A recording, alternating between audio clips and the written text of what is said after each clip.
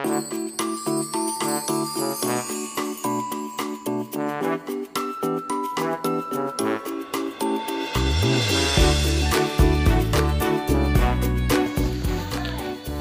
wafat, Abdul Muthalib menunjuk salah seorang anaknya untuk mengasuh Muhammad.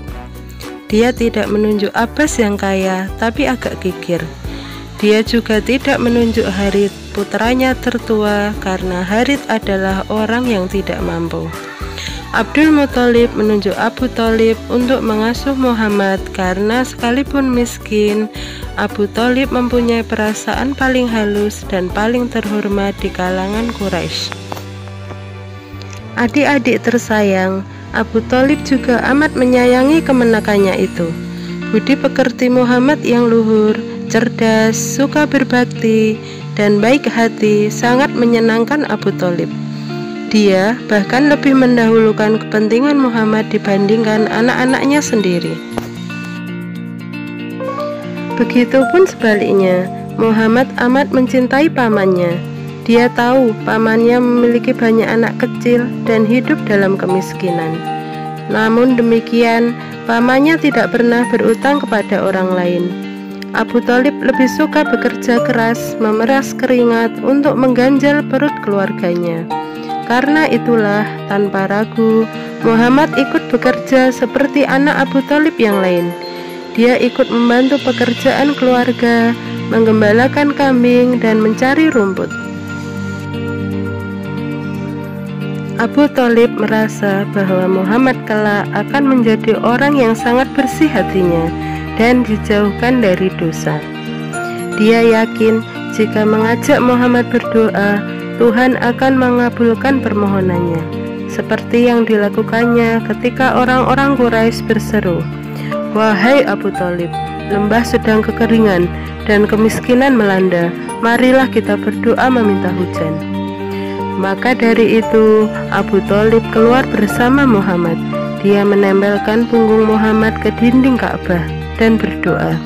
Kemudian mendung pun datang dari segala penjuru, lalu menurunkan hujan yang sangat deras hingga tanah di lembah-lembah dan ladang menjadi gembur. Adik-adik tersayang, sebagai seorang remaja yang tumbuh di lingkungan Jazirah Arab, Muhammad juga mengalami peperangan. Perang itu disebut Perang Fijar. Saat peperangan dimulai, umur Muhammad memasuki 15 tahun. Adik-adik tersayang, selain mengikuti peperangan, Muhammad yang masih remaja juga mengikuti sebuah perjanjian yang amat baik. Perjanjian itu kelak dikenal dengan nama Hilful Fudul. Perjanjian ini bertujuan untuk melindungi hak-hak para pedagang asing yang seringkali terzalimi. Pencetus perjanjian ini adalah protes seorang pedagang asing dari Yaman. Saat itu, As bin Wa'il, seorang saudagar Mekah, tidak mau membayar utang kepada si pedagang. Pedagang itu lalu menggubah sebuah syair dan membacakannya di depan umum.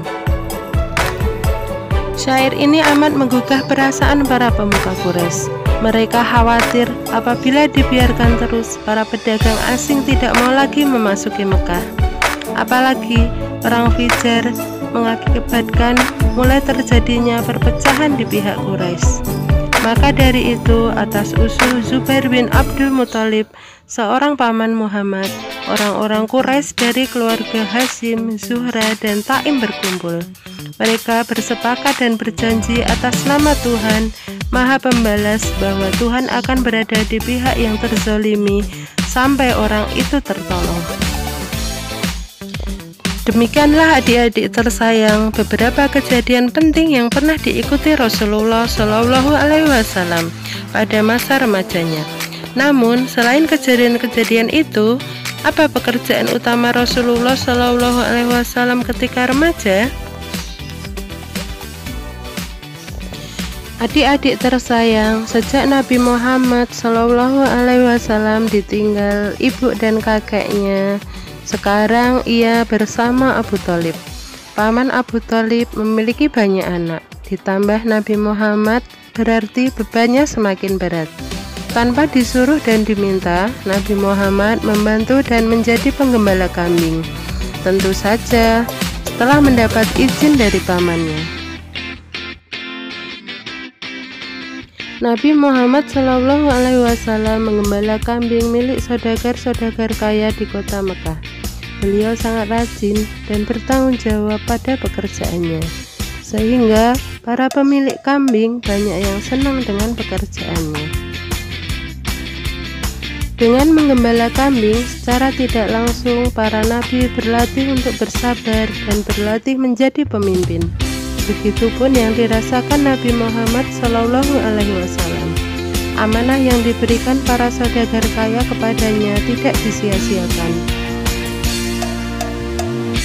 Tiap pagi beliau berangkat menggembala kambing dan setiap sore mengantar kambing-kambing tersebut ke kandangnya. Beliau lakukan dengan senang hati dan tanpa beban. Oleh karena itu, kambing-kambing yang digembalakannya pun sehat dan gemuk-gemuk.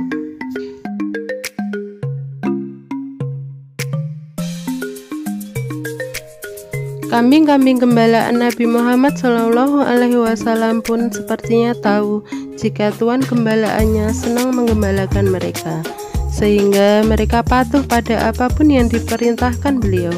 Padahal kesabaran Nabi Muhammad SAW membuahkan hasil yang nanti akan dipetik di kemudian hari.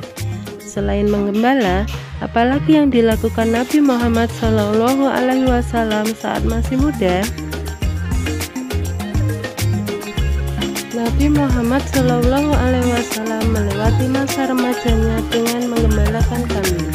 Nabi menggembala, pikiran Muhammad sering menerawang. Siapa yang menciptakan bintang-bintang yang begitu gemilang? Siapa yang membuat udara untukku hirup? Siapa yang membuat jantungku berdetak? Siapa yang membuat matahari mengejar bulan dan bulan mengejar matahari?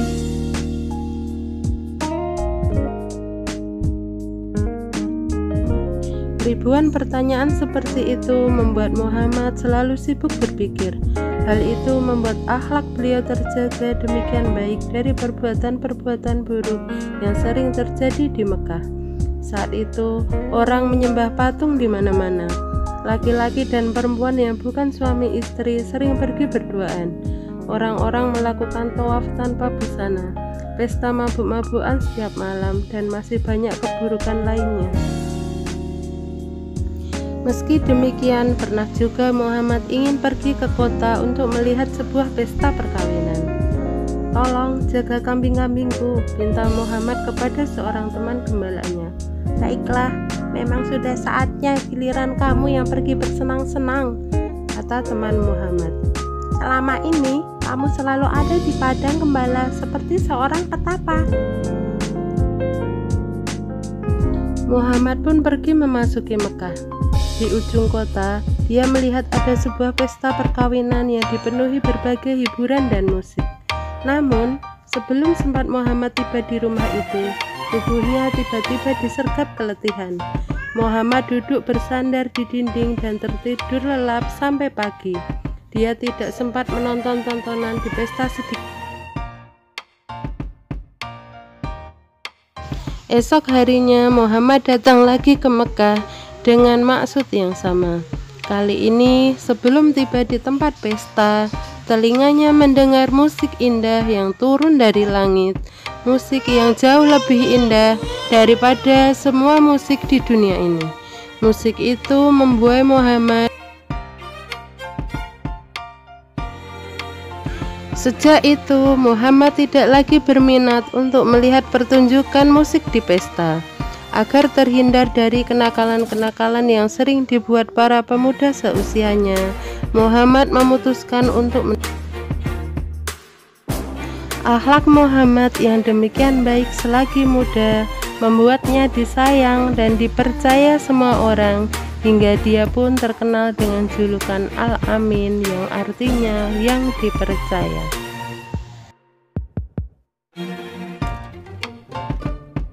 Nah, adik-adik tersayang, itu tadi cerita tentang masa remaja Rasulullah SAW. Semoga kita bisa meneladani sifat-sifat beliau. Assalamualaikum warahmatullahi wabarakatuh.